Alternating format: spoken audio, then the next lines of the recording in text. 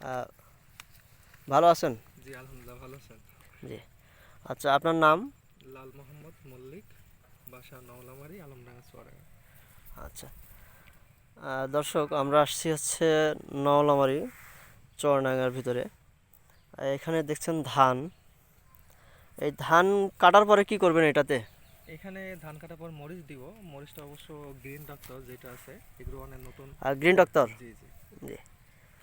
আর এর আগে কি মরিচ করছেন? যে এর আগে নাগাফায়ার ছিল, এখানে সাবিরা শশা ছিল, তুষারা জি জি। ছিল, এগুলা চাষ চলছে। এখন যেহেতু পানি উঠে যায়, যার জি জন্য জি। আপাতত ধান দিয়েছে। এই জমিটা নিচু না? জি মোটামুটি নিচু। আচ্ছা, এই ধান কাটার পরে এখানে হচ্ছে মরিচ করবেন। আর শসা কোথায় করবেন? শশা আপাতত ওই সাইডের একটা জায়গা আছে, ওইখানে দিয়ে একটা নিয়ত আছে। ওখানেও কি ধান আছে এখন? জি জি, ওখানেও ধান মানে আছে। ওখানেও ধান কাটার পরে জি করবেন? আচ্ছা। মানে ধান না কেটে তো আর কিছু করা যাচ্ছে জি না। জি। ধানে পচার কোনো ওষুধ দিছেন? ধানের পচার ওষুধ, ওই যে ছত্রাকের যেগুলো আছে আপনার, এফিক্স টাইপের যে জি জি। গ্রুপগুলো আছে, ওইগুলাই করা হচ্ছে আর কি। আচ্ছা। সব মিলিয়ে আমাদের এগ্রোয়ানের সাথে আপনার কেমন যাচ্ছে? এগ্রোওয়ানের সাথে মূলত চাষে আসা, আলহামদুলিল্লাহ ভালো আছে এখন পর্যন্ত, সব আচ্ছা, পরামর্শ নিয়ে আর কি। Thank you.